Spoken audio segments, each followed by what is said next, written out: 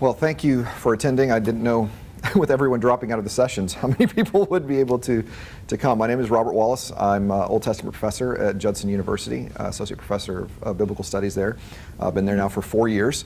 And basically what you're seeing here is the product of something I did over the summer and to completely change the way in which I was teaching Old Testament.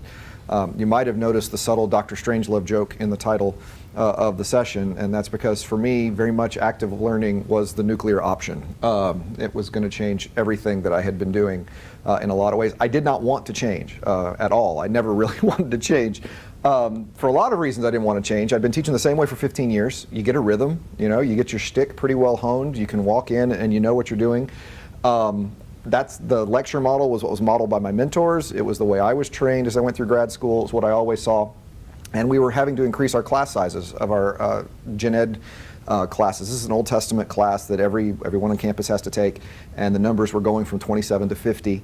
And so, 50 people in the classroom, it seemed the lecture was the better option. I did suggest we put one section in the gym, and I just stand in the round and do one section of Old Testament. The president thought about that longer than he should have. But anyway, I was, in some ways, just growing dissatisfied with the lecture. And I could tell that it wasn't getting where I wanted to go. I was reaching, the typical 10% of the 50.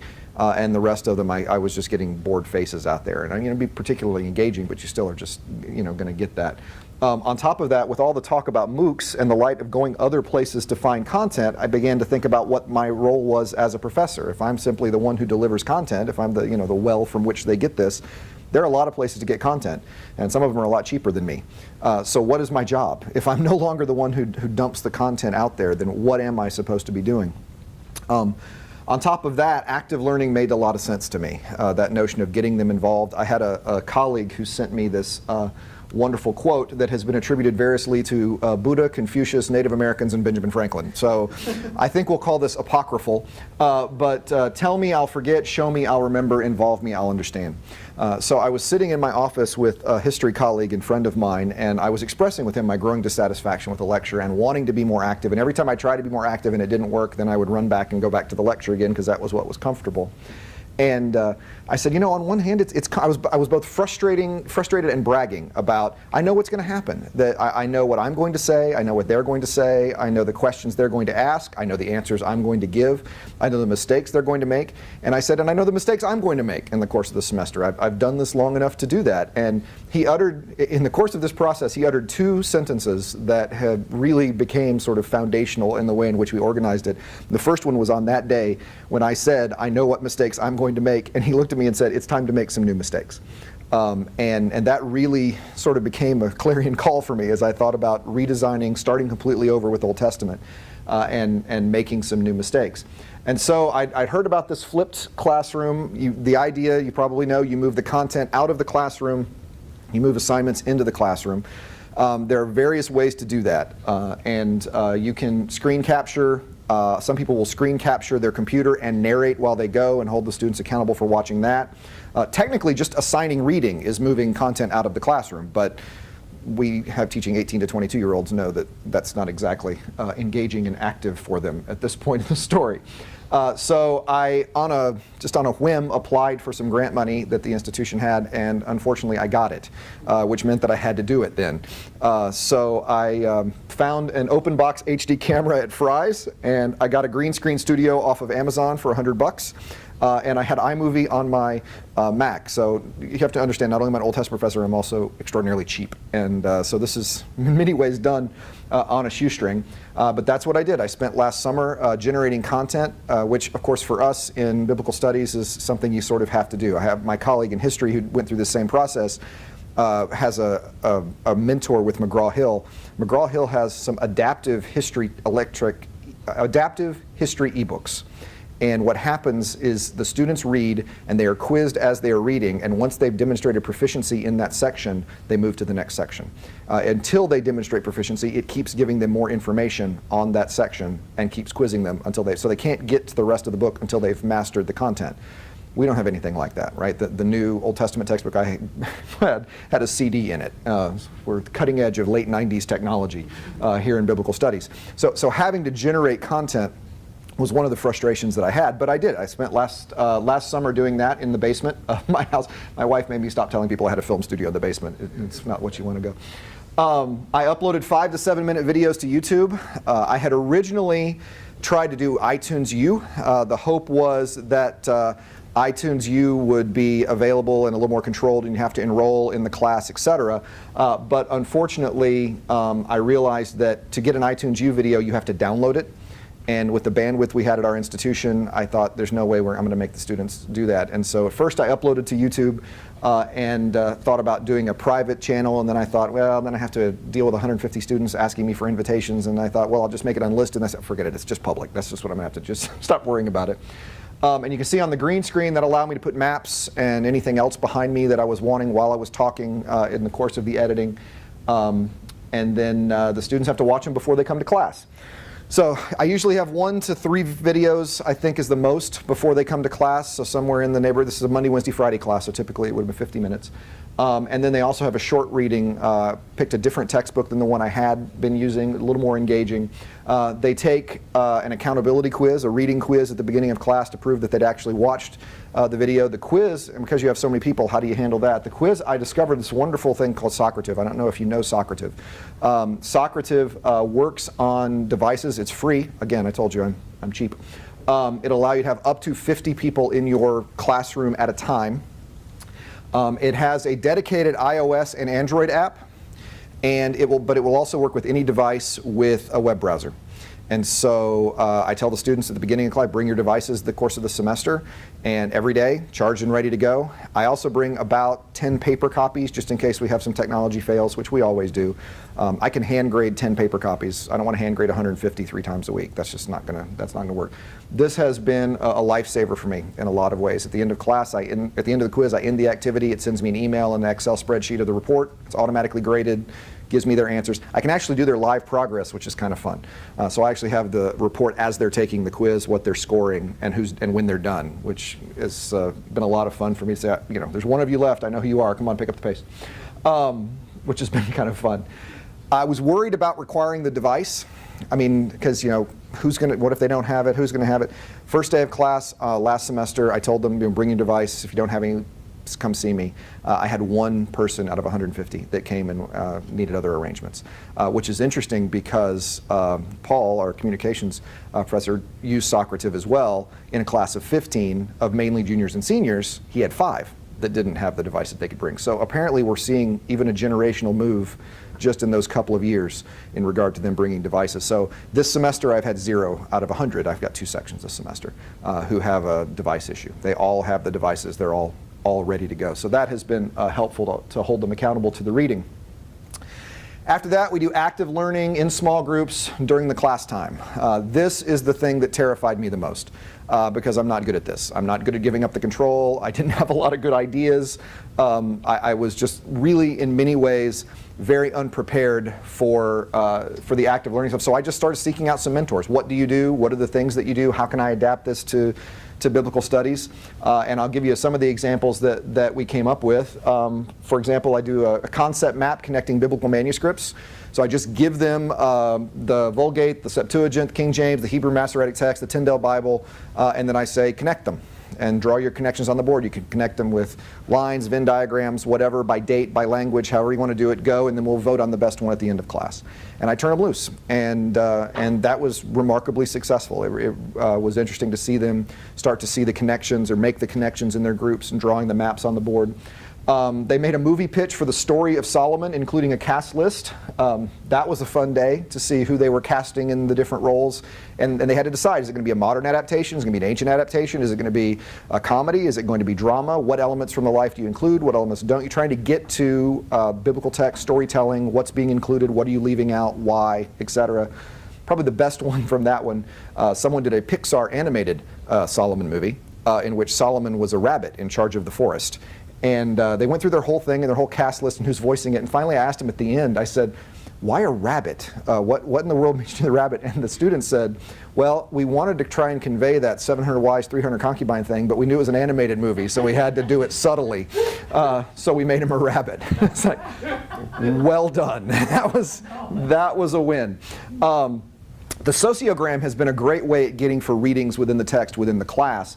If you're familiar in psychology with the genogram, it's kind of like a genogram only with text. The idea is you read a story and then you figure out who's the center of the story, and then you connect that person with every other person in the story and indicate the relationship. So double solid lines for close, jagged lines for, animosity between them, dotted lines for distance, etc. And then they start kind of get to the characters and how that works. I think I've got some pictures of them doing that. This is the classroom. This was always fun to see them up and moving around as I stood there and watched. That was energizing in a lot of ways. Got the girls here reading the text and trying to figure out what they're doing. The guys over here writing on the board, and I've got an example of one of the sociograms they did here. This is the David and Bathsheba story. Couple of things I really like. They like Bathsheba and Uriah obviously loved each other, but not David and Bathsheba. That was interesting. Obviously, just hostile relationship between David and Uriah there. David distant from God, but God close to Nathan. Last semester, Yahweh was always in a cloud in every genogram or every sociogram we had. So this one has eyeballs, which I thought was kind of clever. This semester, Yahweh seems to always be in a starburst. So I don't know why that is from depiction to depiction, but to get them thinking about the story and how characters relate in the story and how we can do these readings, these have been very, very effective. Some of them have been very, very creative as well.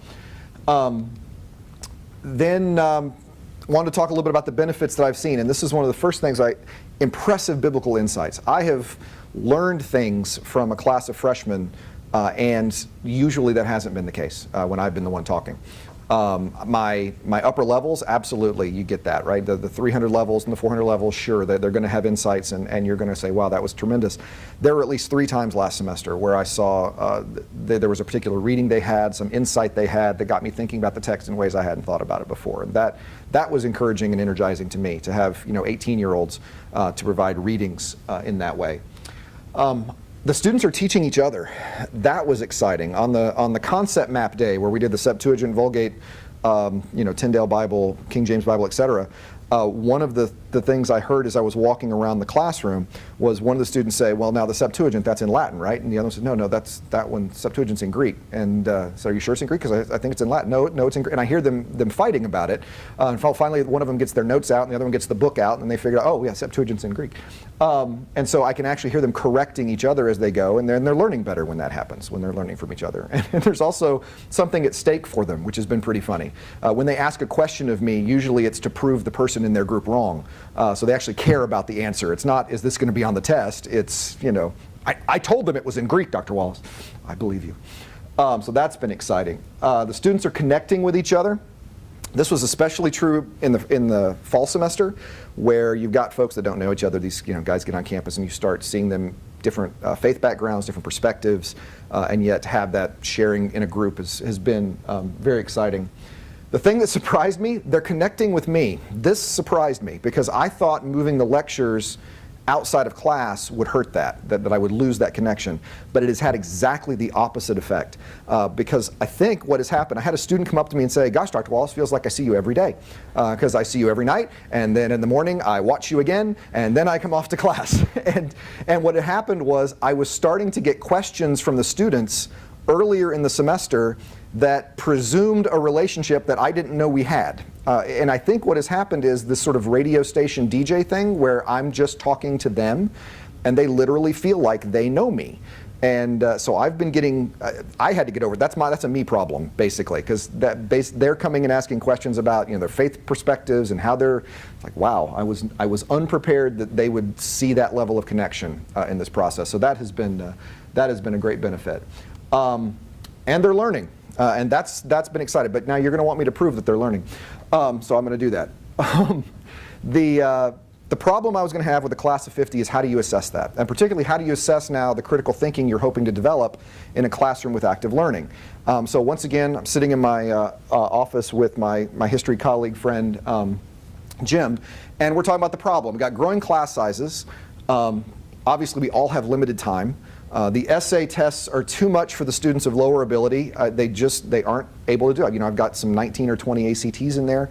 They're not able to write the essays as a freshman. On top of that, the essays are too time intensive for me. I can't grade 150 essays 3 times a semester. It's just too much. But then I have the other problem of multiple choice tests not being enough for a student of higher ability. And how do you get to those critical thinking skills if that's what we're really wanting to test? So I was, again, frustrated and talking to Jim about this, and he had been reading a text called Teaching Naked, and one of the chapters in that text says that college needs to be like a video game.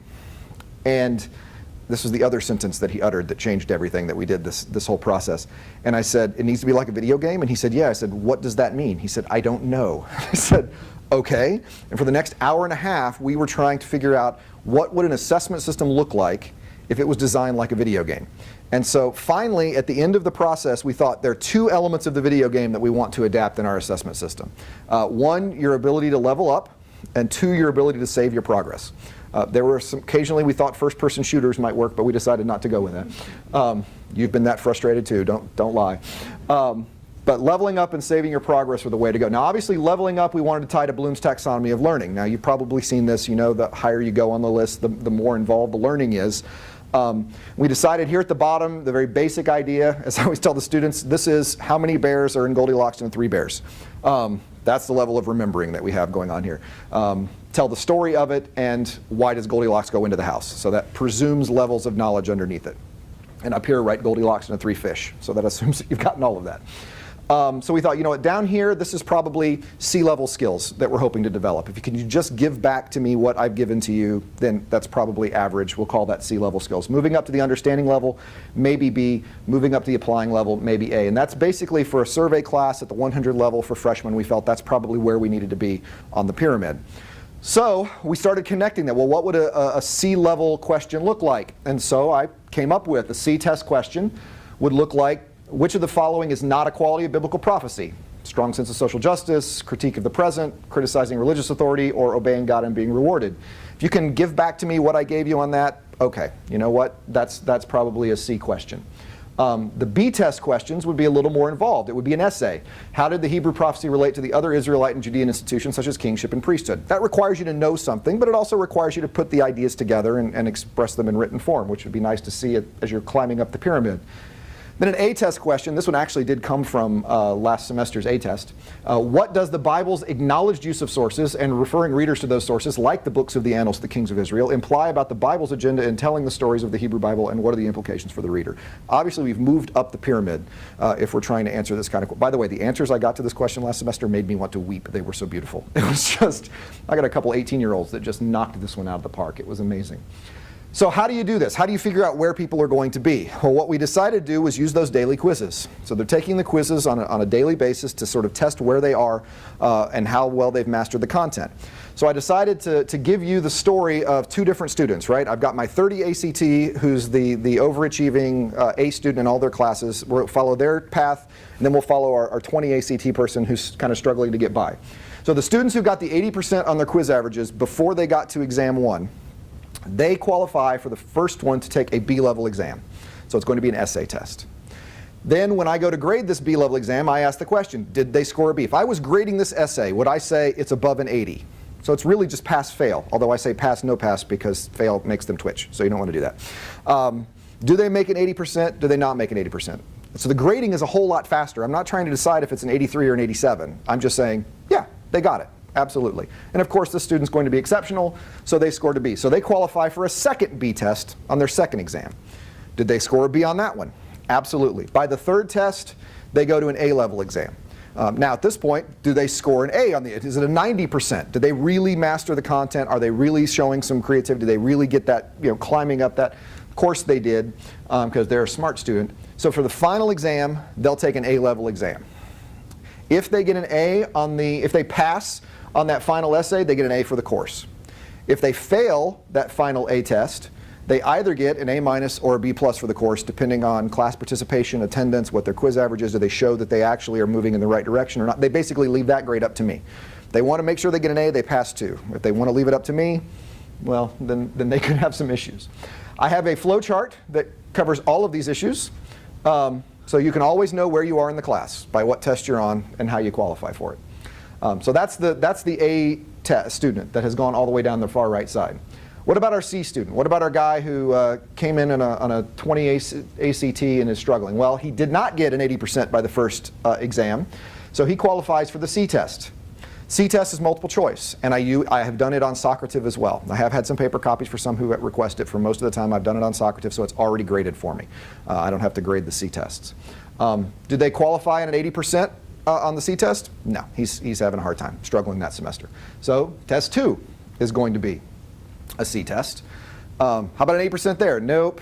Test 3? Nope, didn't quite get to the 80%. So finally on the final for him, he'll be on a C test. If he scores 70 to 100%, he'll get a C for the course, because to get an A or a B, you have to be on the A or the B test. If he gets 60 to 69%, he'll get a D for the course. Below 60%, he'll fail the course.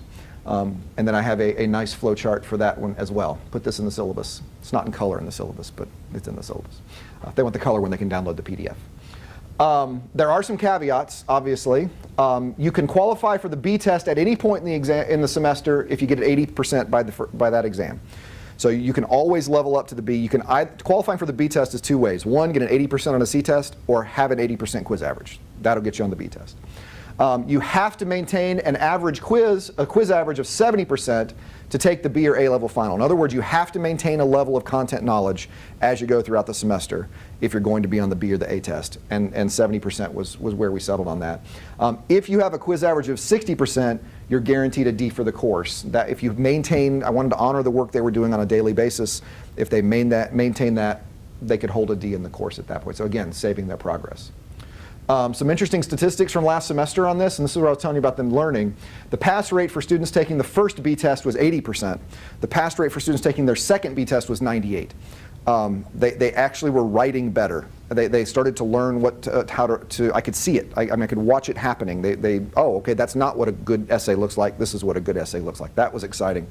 Also on the final, the highest grade for students taking a C test was a 76. And I looked at that and realized that means the B students and the A students weren't taking the C test. They had found their levels through the course of the semester, and the only people on the C test were C students or below, typically the people that had that ability, which was kind of exciting.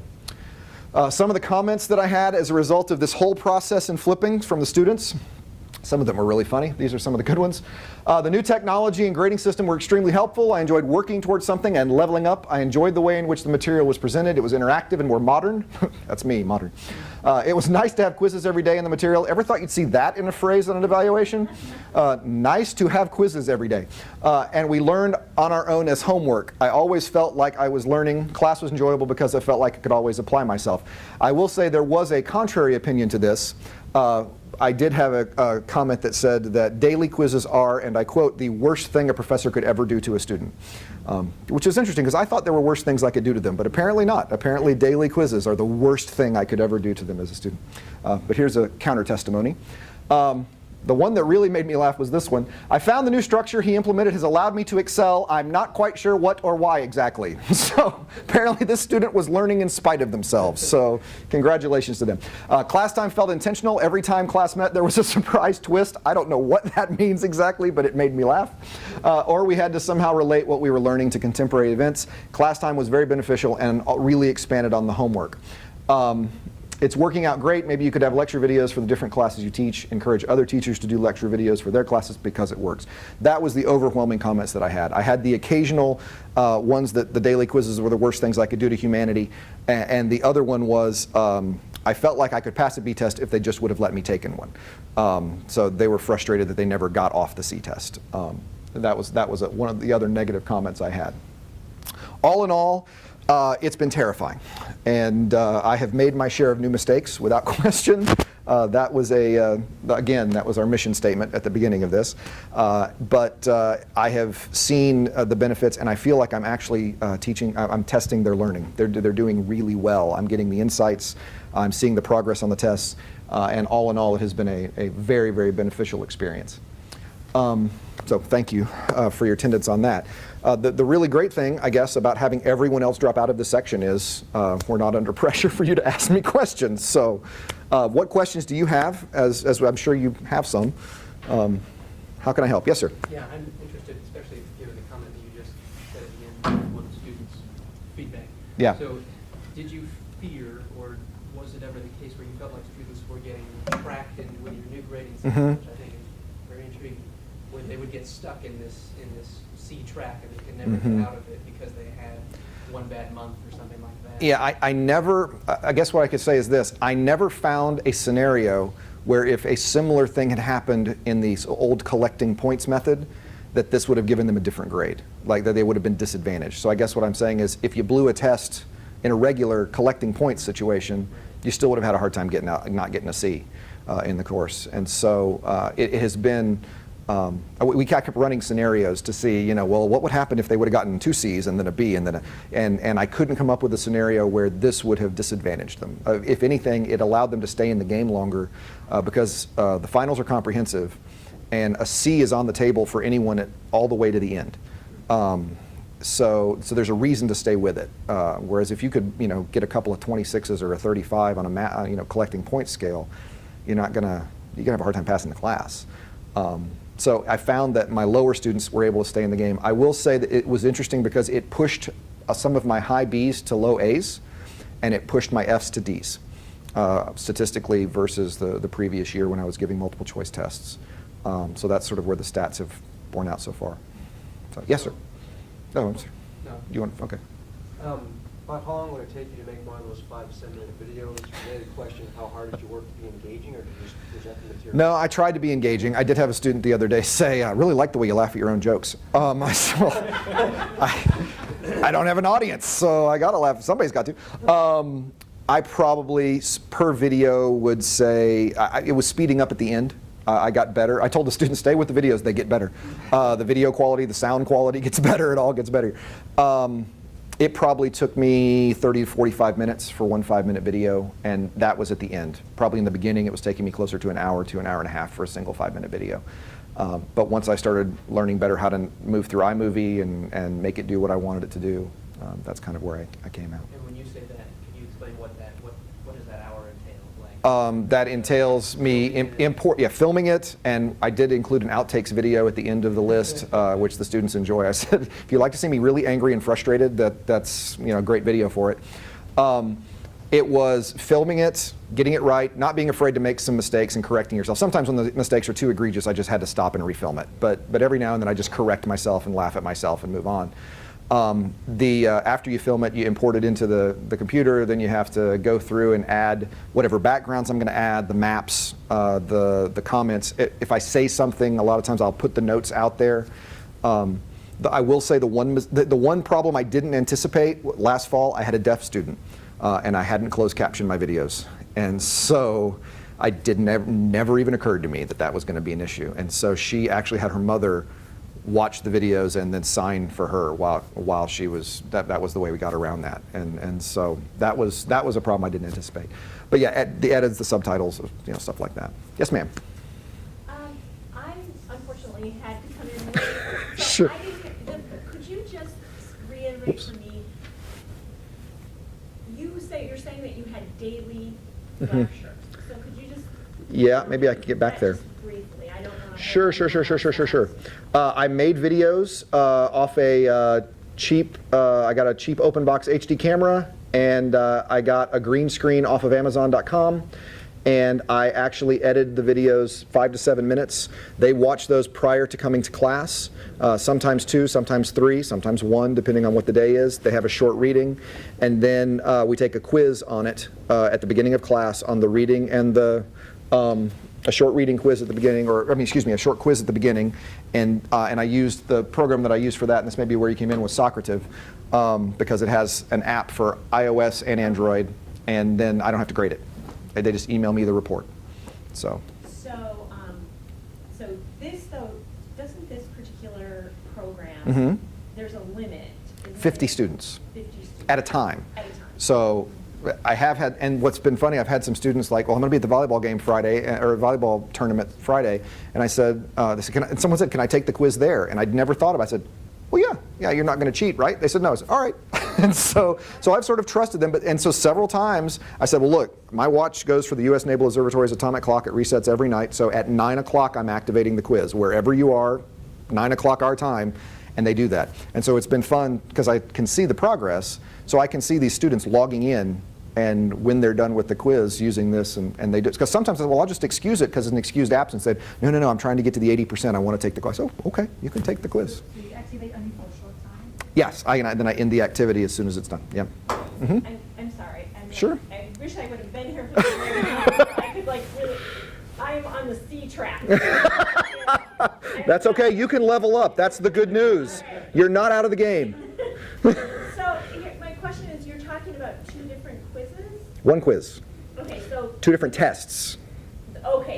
this is the quiz. 3 different. Forever. Yeah, 3. By the third test, it's 3 different tests. By the Right. first 2, it's just 2 But different. this is what you're talking about when you're saying they're Daily added. quizzes. Correct. Okay. So Everybody takes these. Everybody takes those Mhm. on a daily basis. Correct. You take that, if you get an 80%, you get on one track. Correct. Da, da, da, da, da. Right. The other exams that you're talking about are in-class exams? They are. Okay. They are. Mhm. So your class time is spent doing those other things? Active learning things. Yes. Yeah. Like the flipped classroom. It is. It is. I'm leveling up slowly. See, you can do it. That's the other thing. You can be on the C test for your first test and still get an A in the course, which, I mean, that was, well, A minus technically, but still, that's something it keeps people in the game for a while. And you know, sometimes learning what college is like, it helps, you know, especially that freshman, fall semester. And so it keeps you in the game longer, I found, and that's been good. Do you have a copy of that grading chart? I don't. I thought about bringing one and I didn't, but if you email me and I'm happy to send it to you. That's not a problem. So, yes. I can see how these diagrams and these class activities are really helpful for like narrative criticism. Right. Did you find any problems with other criticisms like historical or some of these more detail oriented? What we did on some of those, I gave the different groups different sections of the text, and that they then talk about how, say, God is talked about, or humanity's talked about, or animals are talked about, and what you had. So like we have the individual groups sitting in 4 different sections. You know, one group is doing, I don't know, Genesis 1, one's doing Genesis 2, one's doing the Enumeration, one's doing, you know, Psalm 104.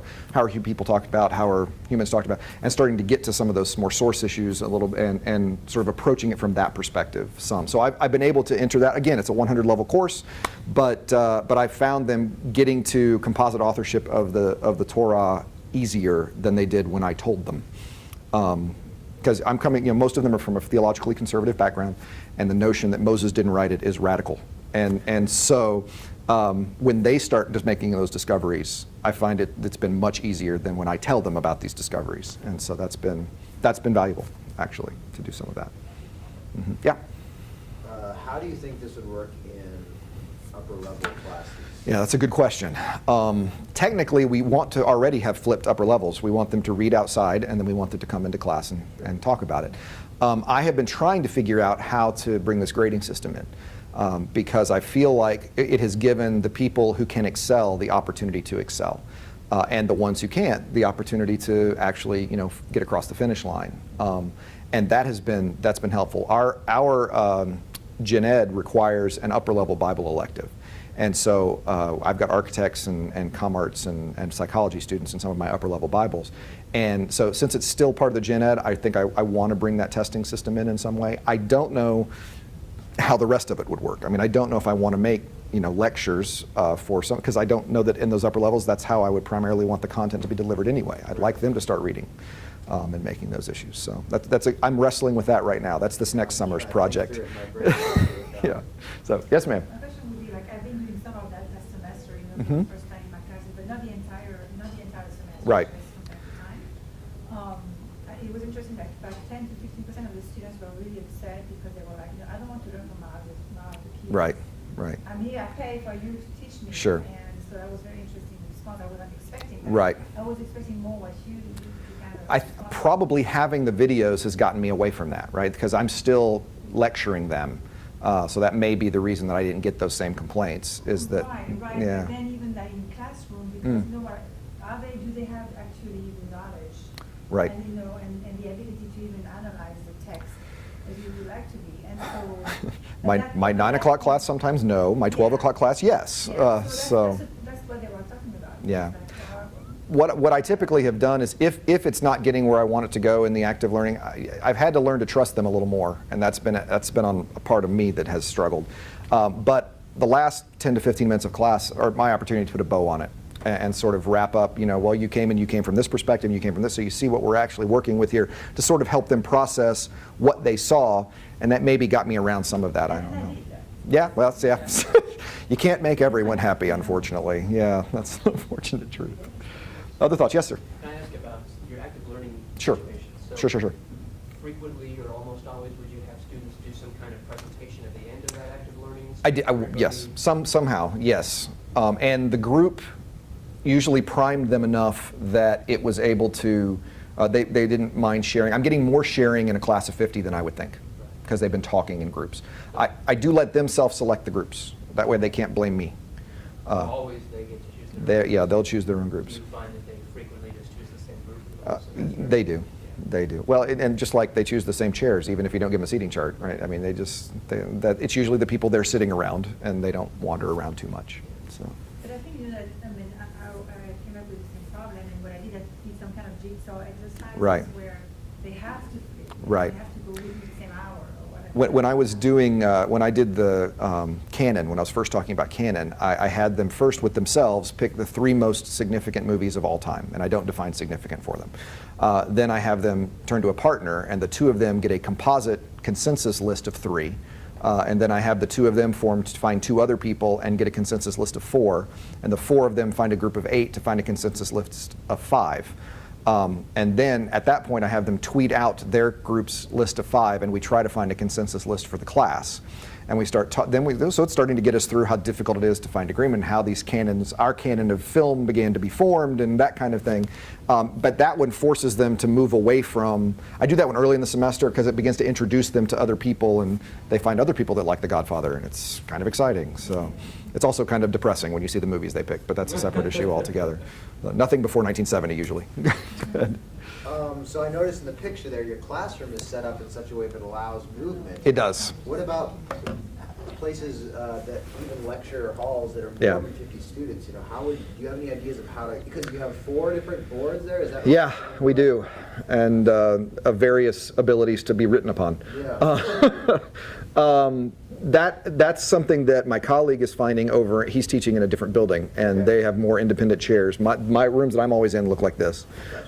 So I imagine that you would have a harder time moving around without the tables. But even this one, it's not set up real well for lecture, but it is set up pretty well in this to do the active learning thing. So that's been very, very good. There's actually 2 classes, as you can see. They just take the divider out and have joined it to make 50. Because we really don't have a lot of rooms on campus for 50. That was a financial measure as opposed to a pedagogical one. Did you have any suggestions in for somebody who'd want to implement this method and they have, rows of seating in the lecture hall? I don't know. I mean, give it a whirl. That's what I. What I did last semester, I would just come to my class like 15 minutes ahead of time if there was no one behind before me, and I would have to rearrange everything. Yeah. Really quickly. Yeah. And it was really, Do the chairs move in that room that's set up like a lecture hall? Yeah, okay. That's the difference. Yeah, if it was mounted chairs, that would be a problem. That would be a problem. Yeah. Any other thoughts? Yeah? I'm just curious, I mean, you said that statistically there was a higher grade in the class. Yeah. Quantitatively, were you able to use, for instance, the same questions and see that quantitatively it's a higher level? Yeah, it's interesting. The quiz average over the course, see, the new problem I was having was my C-test didn't have my B or A students on it. So I couldn't tell by the C-test average sort of what was going on, because I don't know what that number means, because I've always had the A and B students on those multiple choice tests. However, the quiz average. So I averaged all the quiz averages, and that average was probably 3 or 4 points higher over the course of the semester than the average grades that I was getting on multiple choice tests. So those aren't quite apples and apples, but it was close. They did seem to be doing better on those styles of questions as a class over a semester. That was all I could compare it to, I guess, at the end of the day. And again, from an anecdotal perspective, it felt like they were getting it. I was getting more than just what I felt like that 5% that was paying attention and understanding. I was getting people that were really seemed to be thinking, which was nice. Yeah.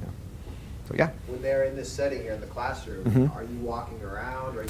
I usually leave. Really? The first thing I do is leave, because let them find their way without me in the classroom for 2 or 3 minutes. So usually I go out that back door and walk all the way around to this door, which gives them about 3 minutes for me to do that. And that lets them start figuring out what they're doing and how they're doing it. And then when I come in there, sometimes they'll have a question about, some clarifying thing or to prove their colleague wrung or whatever it is. But the first thing I just get out of their way. And then from that point forward, you just. I just wander around usually, yeah.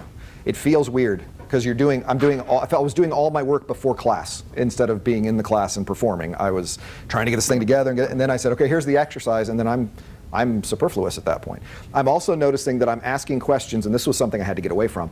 I'm asking questions in which I don't know what their answer is going to be. Because historically, my way of asking questions was to get them to read my mind, right? I'm thinking of the answer, tell me what it is, and somebody, the A student will give it to me. Now I'm asking questions, and I'm curious as to what they're coming to. It's given them some freedom there, and that's been a helpful pedagogical thing for me as well, is to start to ask questions that I don't know the answer to from them, instead of trying to get them to read my mind, which is what I have been doing. So, yeah. Anything else? Yeah. Going back to the grading a bit. Sure. Did you find the students understood your flow chart? Yep, that's a good question. A lot of frowny faces the first day. Yeah. When I said, think of it like a video game, they started going, that seemed to be the magic words for them. This semester, no problems. So I think the word has either gotten out or I'm teaching the method better. One of the two has happened. But this semester, they don't seem to be having any Last semester, they were, and also I made some changes last semester, to try and as I was going, I was learning a little bit, and so. And could you go into a little more detail with it? I think I get it, but Mhm. so, Get there. yeah. Go ahead. So you are writing essay exams Mhm. for your B and A students. Correct. And then tell me a little more how you're grading those. You read through and Sure. then you just decide, was this Yeah, a B they understand. level? Right. So you don't give like you said, you don't give an 80. It's a pass or a no pass. Yeah. Yeah. So if they don't pass the B test, Mhm. does that knock them down to the C level test the next time around? They have to keep their quiz average at 80% to stay on a B test. Okay, so even if they take the B test Mhm. and they don't get the B on that Mhm. test, as long as their quiz average Right. has stayed at the B level. Correct. They can take the B test again. Right. Okay. Right. So they could continually take B tests, Mhm. never passing. get the B level. Right. And then what would they get at the end of If the final exam they didn't pass their B test, they get a C for the They course. still get the C. Okay. Hmm. Yeah, I had a student do that last semester. She took 4 B tests and never got there. So she could do the reading, but She she couldn't speak on that. find a way to get that out there. Yeah, so but she was able to pass the quizzes. So she was maintaining the content level, but she just couldn't get over the hump there, and so she got a C for the course. And so so you're writing you're writing 2 different tests, you said, For the first 2, You have 3 tests? 4 total? tests total. 4 tests, okay. Mhm. So you're writing 2 different tests? For the first 2, and then 3 for the last 2. So by the 3rd test, they have an A-level? There's an A-level test. And I have them at the front. I don't, who's the C people? I don't do that. Okay, so the tests are at the front. I said, C, B, and A. Now the C test I'll just activate, or I'll have some paper copies there. And so they come up and get copies, and I don't, nobody knows who's grabbing what unless they're spying on each other, so I don't have any issues there. Yeah, they know. But I don't want to humiliate them or anything, so. And so you are not grading, obviously, the multiple choice C test. No, You just they get sent right to me. graded. Right. Mhm. So you are having to grade Right. B and A tests. So you're banking on the fact you have fewer B and A students. Correct. In a larger class setting. Right. This last test, I ended up with 50% B. Over 100 students, 50% of them were on the B test and 50% of them on a C test. So that does increase your grading. It is, but it slows, it also, I can get through it faster when I'm not trying to decide if it's a 83 or an 87. Right. If I'm just looking for, yeah, they got it.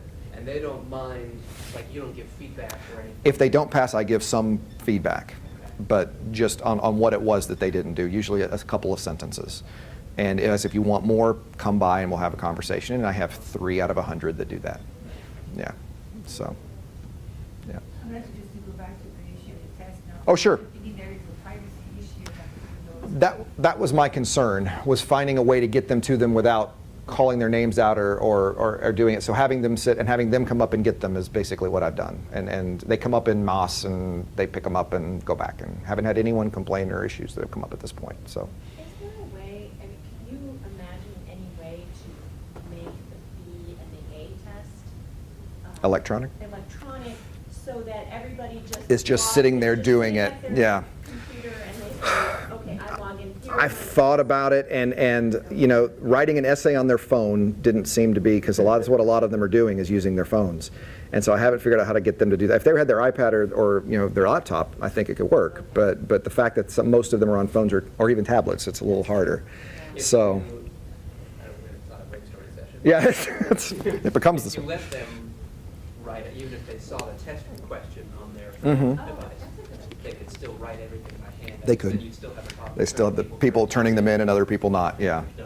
So they all come up, at the end, they all come up to the front. Some of them are turning something in, some of them are just signing in the attendance sheet. So everyone is doing the same thing at the end of the class. And everyone's doing the same thing at the beginning of the class, they're just getting different tests. So I tried to do everything I could to do what I could to protect that, but it worked, I mean, last semester. So I'm going to keep trying until it doesn't, I think.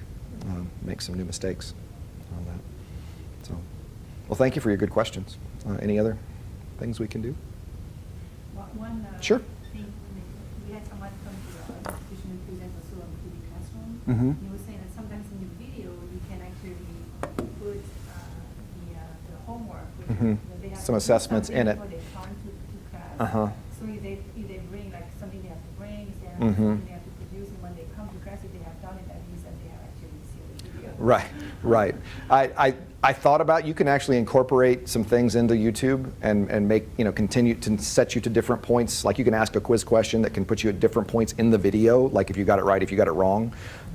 That seemed like a lot of work.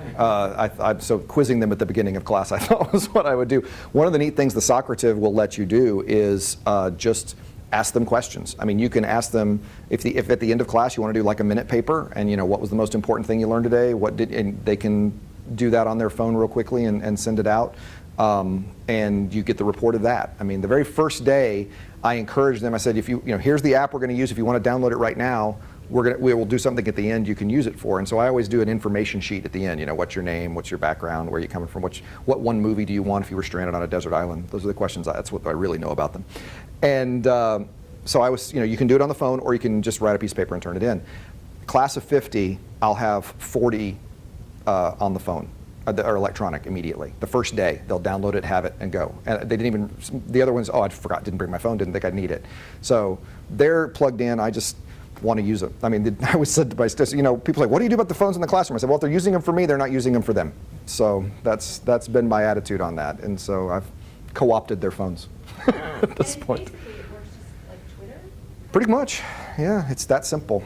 Yeah, and I've used Twitter quite a bit in the active learning stuff. I just created a hashtag, you know, JUBST101, and have them hashed, and then I can search it and stuff will come up, and so that's been something I've used for free also, because again, I'm cheap, in classrooms as well. I don't have any money, so it's been good. Been very good. I don't know, would you mind going through some more of your active learning ideas or anything that you thought of? Sure, I'd be happy to. Wow. I had the groups in 4 sections. 2 of them do campaign slogans in favor of kingship, and 2 of them do campaign slogans against kingship based on readings in Samuel about the biblical text attitude toward kingship. I had, on the translation day, I picked a paragraph from Whiston's translation of Josephus, you know, which is just god-awful. And one of the really awkward, stilted ones that's like 2 sentences and 900 words, not that long, but it's a really long passage. And have them rewrite it in contemporary English, but 4 groups, I hamstring them. I've got one group cannot use any adverbs. One group can't use a to be verb. One group can't write a sentence longer than 7 words. And I can't remember what I did for the 4th section. But anyway, for all 4 of them having a different issue of English that they have to do to kind of get them to the difficulties in translation sometimes when you can't express things, you know, one-to-one and talk through dynamic and formal correspondence stuff. So I did that. That one worked. Talked about, sometimes I use movie clips. I showed clip from The Godfather, from The Untouchables, the scene in the church where, you know, you want to get Capone, here's how you do it. The sort of ramping up, he pulls a knife, you pull a gun. Then I read Lex Talionis from the biblical text. Then I showed the clip from The Mission. I don't know if you know the Robert De Niro, Jeremy Irons movie, The Mission, that forgiveness scene where they cut that off and throw it in. And talk about issues of how you deal with injustice and what's going on in the Exodus text. You know, what does God look like? Does God look like he's ramping it up like you know, Elliot Ness, or does God look like the tribesmen ask for forgiveness, and kind of talk through what that means? And so we did some of that. Those are the first ones I'm thinking off the top of my head. I've used some memes when I was teaching type scenes and talking about shared cultural knowledge and ideas and how a type scene works. So I've used the memes from some Grumpy Cat and some Fry and some other stuff, because they get that. There's a shared cultural understanding among them there. I messed with the lines, and that really bothered them, because I was violating. I was running against the type scene. You can't do that, and so that was fun. To come up with these, do you just sit and brainstorm? I talked to everyone I could find. I searched the internet as much as I could. I went through every text I could find. I didn't throw out a stupid idea. I just kept trying to find a way to make it work. Basically, for me, it was, what's the one point I'm trying to get them to understand? And once I answered that question, it was, okay, now how do I get them to understand it? And what can I convey that with? And I have some exceptional colleagues that were willing to brainstorm me with on that, and Yeah, that was they what I did was that. gonna say. So it sounded like you had a history professor that you kind of worked this out. He, together. at Iowa, apparently, that's all that was ever modeled for him was active learning. He never went through a lecture kind of environment. He was given a classroom, and they, apparently in his pedagogical experience, it was always active learning. So he was invaluable. I mean, because I would say, you know, how do I want to do this? Well, you could do that, and we started stretching each other. So he started changing. We both basically jumped off this cliff together. I just didn't know that he'd jumped off before. He was valuable, and then my other New Testament professor was very valuable as well. I said, I want to do this. How would I do it? And So so did it's you do been this great. in conjunction with Just other me. people together? It was just me for Old Testament, and then my history colleague did a different version in his history class using the adaptive McGraw-Hill book that he's got, and then a version of the testing system we came up with. So his is a little bit different. His are all submitted online. He doesn't have a C test. You demonstrate competency by passing the adaptive learning stuff in the textbook, and then once you've done that, you can submit a B test, and so he does it a little bit different than I do, but same basic principle where you level up as you go. Yeah. Any other professors have not thought of that? Not yet.